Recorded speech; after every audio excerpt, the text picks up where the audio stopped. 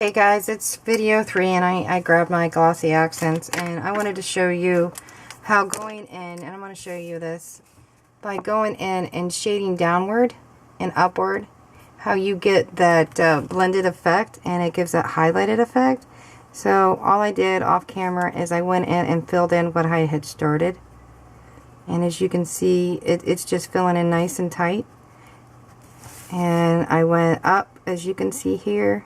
And what I did is just gradually came in, and I went ahead and filled in around the hairline here, around the ears. And I'm not worried about that ear because I'm going to give her earrings. And if you can see where I pulled it up a little bit. So it kind of looks like she's got highlights, but again, you can use just regular markers. So it gives that faded effect without having to get it. Now as this dries, it'll look better. And again, you can go in and, where's it at? You can go in with a darker shade, and I went and I got a little bit darker shade, and I wanted to show you can go in with a little bit more here. Okay, because this one is E15 Dark Suntan, and this one that I started with is Hazelnut, E23. I use them for skin tone and hairs when I want the effect. Now again, I'm going to go in and I'm just going to go back over it one more time. Just one more time. The hair to me is always the hardest, because I've never had problem with eyes. I've always drawn eyes and eyes and eyes. That's why I'm able to do this and show you. It's not hard. So look how cute, and it looks really good. Do you see that? It looks really good. So we're gonna go in and we're gonna let's take that and do the cupcake. I wanted to show that. Let's do the wrapper area, which is, you know, down around the bottom.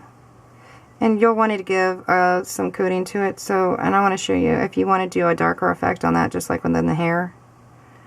And if I can pull this up better, I would. But when I start pulling the camera up a little too much, it gets grainy. I apologize, and I'm trying. Now what I did is I did use the lighter color on the spoon, but I went in and I'm just going to go in and do part of the spoon where it looks shadowed. And I'm going to leave it right there, and you can see where it looks shadowed. Super simple. Two different colors. You don't have to do any blending, which is a miracle cure. I mean, because a lot of people are swearing by blending. I don't find it to be a big deal.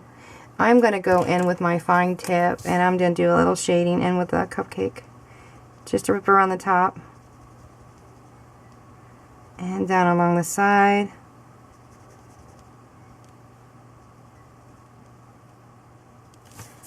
So now it has some shading to it, and I'm just going to go a little bit more on some spots. So the cupcake has some shading to it, and I'm going to go in with the lighter color, and then I'm going to blend it in a little bit more with the colors. Again, you don't have to do the Copics. I just happen to have them, and I use them for skin tone, and I use them for hair. I wanted to make her slightly opposite, as you can see. And she can be a little bit different. I also noticed that I didn't get all of her lips here. And this is where I want to make sure that everything's taken care of on her. So, okay, so she's pretty much done. Now I'm going to go in before I do anything else, and I'm going to do some white highlighting. And this to me is cheaper than buying Copics.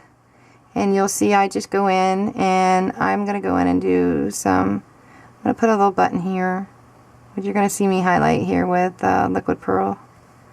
And I'm going to go in and I'm going to go in with the lines. Now you can do directional with like sunlight and just do to one side on the same side of everything. And it's up to you. Now I'm going to go in and I'm going to go in this way, down the line of the spoon, do a little back of the spoon, down the line of her shoulder so that you can see that her dress is there. I'm going to put, it's already got the white line, so she's a little different. And I'm going to do just a little bit in the heart.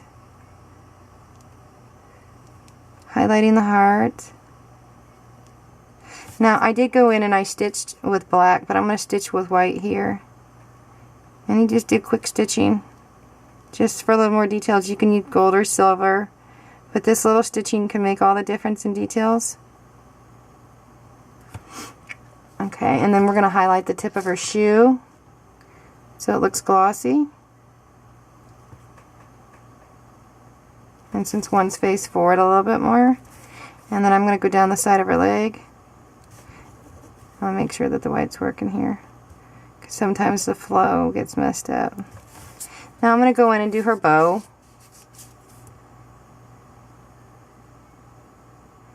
And I'm going to do the bow here. And then highlight down the side. Highlight. And I'm going to skip just a little bit. And I'm going to go in and do some of her hair. I know you think I'm crazy, but it'll look good in the end.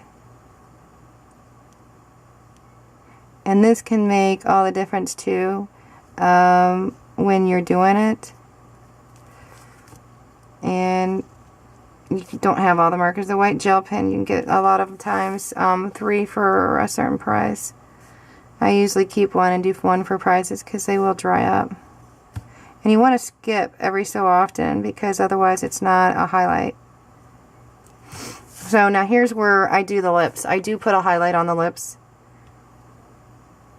so that it is the lips highlight. Now you want to put a dot in the eyes because it makes it more lifelike. And you don't want to touch the eye. And we forgot about here the other collar here. Now if there's any of the little details of the lace, this is a good time to go in and check, and that looks good. I did see that I forgot a piece on her arm, and I did the same thing on Mary here, as we're calling them. So now that you've got her forearm, just double checking everything. So now it's cute. So here is where we get into the glitter glue. Now I take my special, this is the shimmer glitter, my favorite glitter. Now always when you're squeezing, because you should always keep them upside down, it keeps them from drying out, but I always squeeze away from it because sometimes it'll squirt. So what I do is I just do a little dot just to get in there, and if it messes up I just pull it back with my finger.